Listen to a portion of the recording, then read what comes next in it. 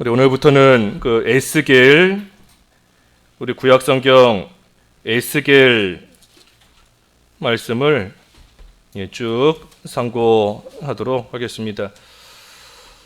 구약성경 에스겔, 오늘은 1장 1절에서 3절까지 봉독하겠습니다. 에스겔 1장 1절에서 3절. 30째 해 넷째 달 초닷새에 내가 그발 강가 사로잡힌 자 중에 있을 때에 하늘이 열리며 하나님의 모습이 내게 보이니 여호야긴 왕이 사로잡힌 지 5년 그 달 초닷새라. 갈대아 땅 그발 강가에서 여호와의 말씀이 부시의 아들 제사장 나 에스겔에게 특별히 임하고 여호와의 권능이 내 위에 있으니라.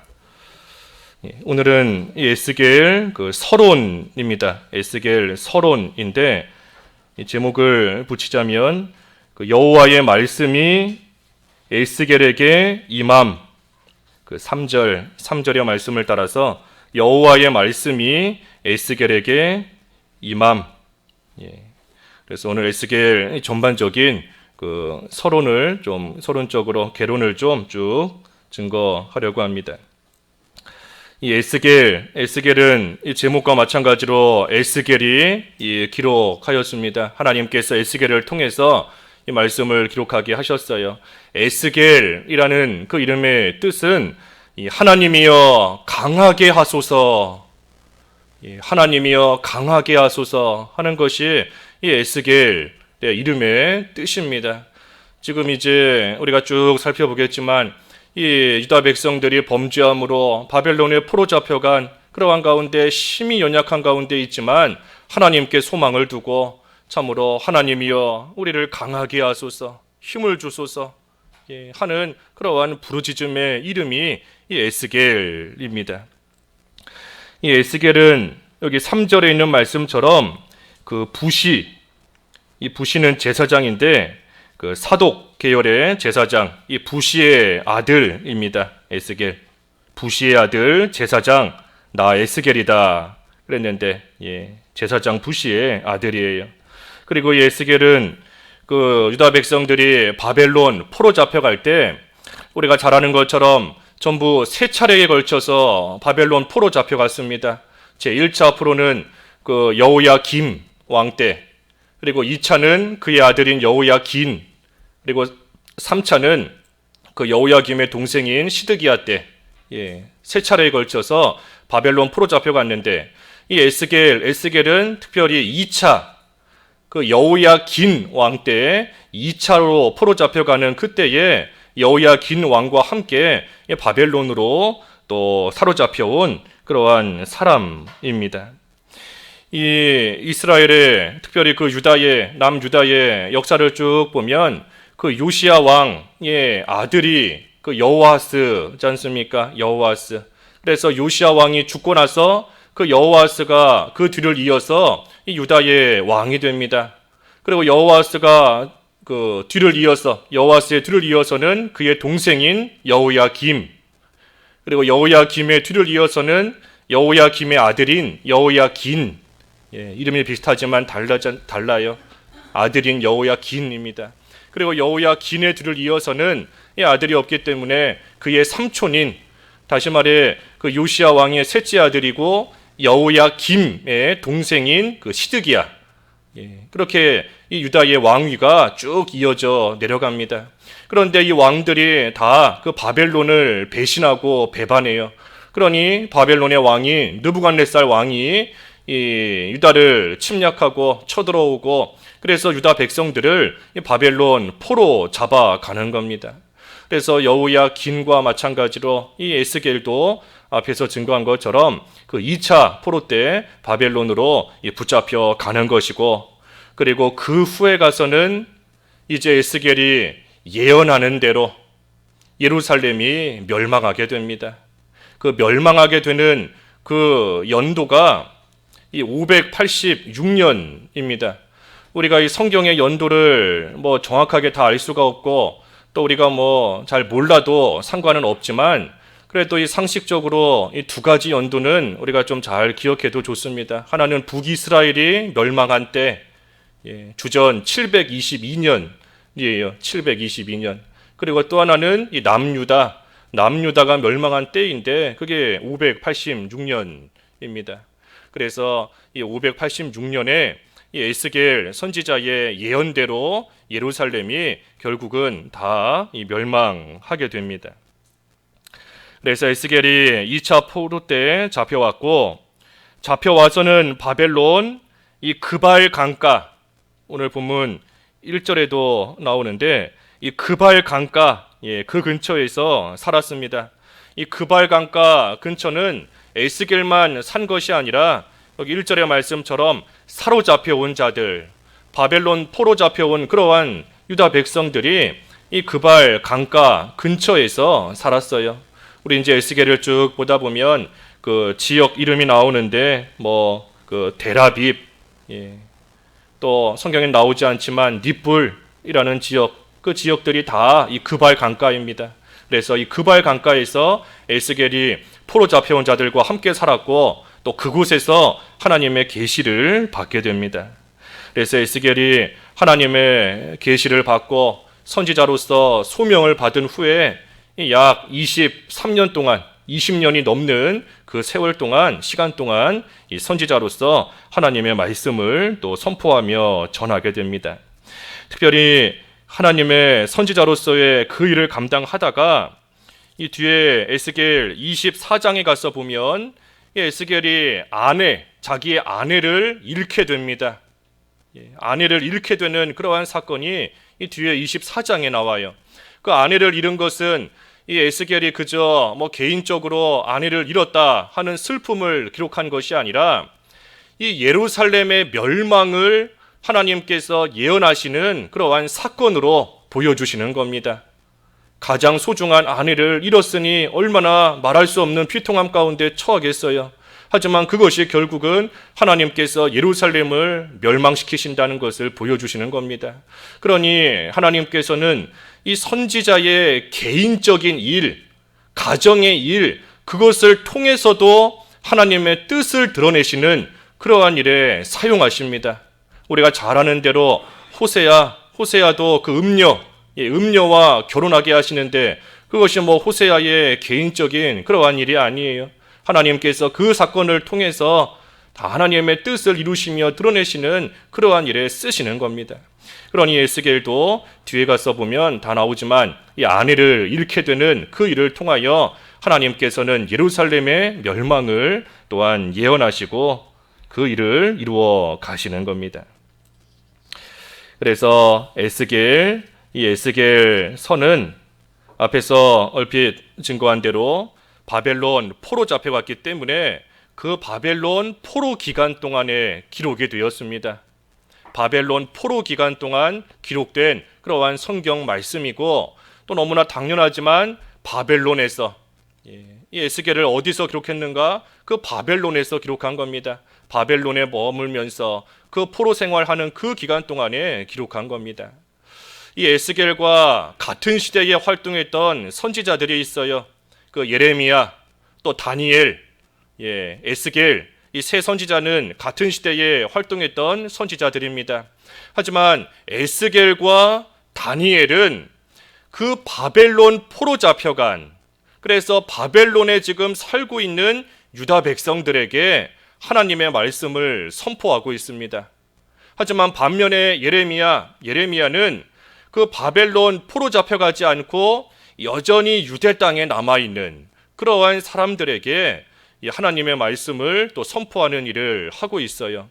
그러니 동시대에 활동했지만 에스겔과 다니엘은 바벨론에서, 그리고 예레미야는 유대 땅에서 하나님의 말씀을 각각 선포하고 나아갔습니다. 그렇다면 이 에스겔을 우리에게 기록해 주셨는데 기록해 주신 이 목적이 뭔가? 이 에스겔을 통해서 우리에게 결국 주시려는 교훈이 뭔가? 크게 세 가지가 있습니다. 하나는 범죄의 결과를 보여주십니다. 범죄의 결과예요. 유다 백성들이 결국은 하나님 앞에 죄지었기 때문에 그 범죄의 결과로서 바벨론에 붙잡혀갔고 결국은 비참한 가운데 망하게 되었다. 그래서 범죄의 결과가 이와 같이 비참하게 망하는 것이다 하는 것을 교훈해 주시는 겁니다. 아무리 하나님의 백성이다, 유다 백성 하나님의 백성이지 않습니까? 아무리 하나님의 백성이다 할지라도 죄 지으면 결국은 죄의 종이 되는 것이고 마귀의 종노릇하는 것이고 그러다가 결국은 비참한 가운데 망할 수밖에 없다. 하지만 하나님의 백성이기 때문에 지옥까지는 않습니다. 지옥까지는 않아요. 하지만 이 세상 살아있는 동안 참으로 종노릇하는 것과 같이 결국은 멸망할 수밖에 없다 하는 것을 보여주시는 겁니다.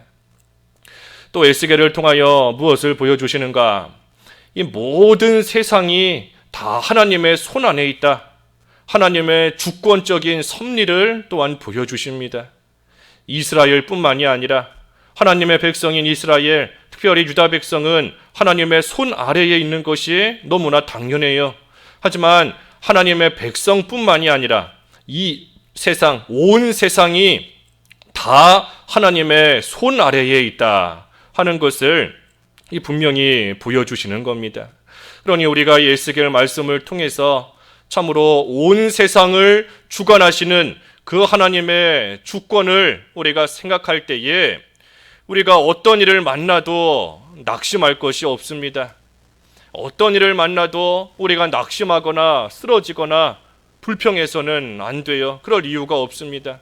하나님께서 우리 믿는 자뿐만이 아니라 이 세상 모든 것을 다 다스리시고 주관하신다 하는 것을 알 때에 결코 우리에게 우연히 일어나는 일은 없고 우리에게 일어나는 여러 가지 기쁜 일이든 속상한 일이든 또 내 뜻대로 되지 않는 일이든 그 모든 것이 하나님의 섭리와 하나님의 주권 가운데 이루어진다 하는 것을 알기에 또 우리가 그것을 분명히 알 때에 우리는 하나님의 인도하심을 그저 잘 따라갈 수 있습니다. 그래서 우리가 에스겔을 통해서 그 하나님의 주권을 우리가 다시 한번 또 깨닫는 그러한 시간이 되어야 됩니다. 그리고 또 한 가지 무엇을 또 교훈해 주시는가? 이 장래의 소망이 있다.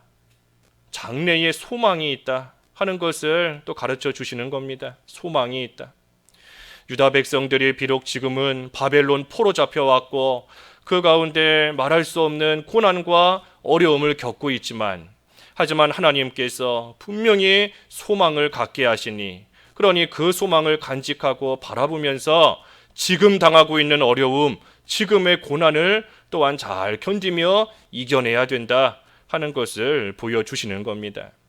이 유다 백성들에게 주신 장래의 소망이 뭔가? 새 예루살렘에 대한 소망입니다. 또 새 성전에 대한 소망이에요. 비록 솔로몬 성전이 다 부서지고 또 무너져 내리고 하게 되는 그러한 일을 당하지만 하지만 하나님께서 또한 새 성전에 대한 소망을 주시니 그러니 그 소망을 간직하며 현재 포로 생활하는 그 어려움과 고난을 잘 견디며 이겨내야 된다 하는 겁니다. 그래서 이 세 가지를 우리에게 교훈해 주시는 겁니다. 범죄의 결과는 비참한 것이다. 모든 것은 하나님의 손 아래에 있다. 하나님의 주권 가운데 이루어지는 것이다. 그리고 현재에 아무리 고난이 있어도 하나님이 주신 장래의 소망을 바라보며 현재의 고난을 잘 이겨내야 된다 하는 겁니다. 이 에스겔 말씀이 전부 48장까지 있습니다. 결코 짧지 않은 이 말씀이에요. 그래서 우리가 대선지서, 대선지서로 분류되는 이 성경이지 않습니까? 48장까지 있습니다. 1장에서부터 3장까지는 이 에스겔의 소명, 에스겔의 소명에 대해서 1장에서 3장까지 기록되어 있습니다. 이제 뒤에 4절부터 보면 나오지만 그 네 생물 또 그 보좌에 대한 환상이 1장에 기록되어 있고 2장은 그 두루마리 책 그리고 3장에 가면 에스겔이 벙어리가 되는 것 그러한 일들을 통하여 하나님께서 에스겔을 부르시고 선지자로서의 사명을 주시는 말씀이 3장까지 기록되어 있습니다. 그리고 4장부터 24장, 4장부터 24장까지 에스겔의 절반인데, 그 말씀은 이스라엘에 대한 심판, 하나님께서 이스라엘을 심판하신다 하는 것이 4장에서부터 24장까지 쭉 기록이 되어 있어요. 그래서 4장에 가서 보면 예루살렘이 포위된다는 말씀이 나오고, 또 그 뒤에 11장에 가면 가마와 고기에 대한 말씀이 나오고, 13장에 가면 회칠한 담에 대한 말씀이 나오고, 그래서 24장까지가 이스라엘에 대한 심판의 말씀입니다. 그리고 그 뒤에 25장부터 32장까지는 이제 이스라엘 주변에 있는 나라들에 대한 또한 심판을 선언하시는 말씀이에요. 그래서 순서대로 암몬, 그 다음에 모압, 그 다음에 에돔, 그 후에 블레셋, 그리고 두로, 시돈, 그리고 마지막에 애굽까지, 그 순서대로 하나님께서 이스라엘 주변 나라들을 또한 심판하신다는 말씀이 32장까지 기록되어 있습니다. 그리고 33장부터 39장까지는 이 이스라엘을 회복시키신다. 이스라엘에 대한 회복이 33장에서 39장까지 기록이 되어 있습니다. 특별히 그 33장에 보면 예루살렘이 멸망할 것이다. 예루살렘이 멸망한다. 하지만 바로 뒤에 34장에 가면 하지만 하나님 선한 목자가 되셔서 너희들을 의의 길로 또 회복의 길로 인도하실 것이다. 그리고 37장에 가면 그 마른 뼈를 통하여서 결국 유다 백성을 다시 회복시켜 주실 그 말씀이 이 39장까지 쭉 기록이 되어 있습니다. 그리고 마지막 40장에서부터 끝장 48장까지는 하나님이 주신 소망, 새 성전과 새 이스라엘에 대한 그 소망의 말씀이 40장에서부터 마지막 48장까지 기록되어 있어요. 그래서 하나님께서 주시는 새로운 성전, 세계의 방으로 된 성전, 그리고 또 제단과 닫힌 문, 그리고 새 예루살렘, 그러한 모든 것이 마지막 40장에서부터 48장까지 기록되어 있습니다. 그러니 우리도 참 이 에스겔 시대와 같이 우리가 여러 가지 면으로 어려운 때를 살고 있지만, 우리도 하나님께서 에스겔에게 사명을 주신 것처럼 우리도 이 에스겔 말씀을 통하여 우리에게 주시는 사명을 좀 잘 발견해야 됩니다. 그리고 회개할 바를 회개하고, 그리고 우리 또한 소망을 간직할 줄 알아야 돼요. 하나님께서 다시 회복시켜 주실 소망, 그리고 우리에게도 주실 새 성전과 그리고 새로운 그 생활에 대한 그러한 소망을 우리가 잘 가지고 이 에스겔 말씀을 통해서 우리가 앞으로 교훈을 받아야 됩니다. 그러기 위해서는 우리가 오늘 마지막 3절의 말씀처럼 여호와의 권능을 받아야 돼요. 우리가 여호와의 권능을 받아야, 그래야 에스겔처럼 사명을 감당하며 회개할 바를 회개하며 소망을 가지고 현재의 고난을 이겨나갈 수 있습니다. 여호와의 권능을 받아야 돼요. 여기 마지막 3절에도 나 에스겔에게 특별히 여호와의 말씀이 임하고 또 여호와의 권능이 내 위에 있으니라 그랬습니다. 우리 앞에 1절에 보면 1절에 하늘이 열리고 하나님의 모습이 내게 보였다. 이것은 에스겔이 애를 써서 받은 것이 아닙니다. 애를 써서 받은 것이 아니라 하나님의 주권적인 역사로 하나님이 보여주신 겁니다.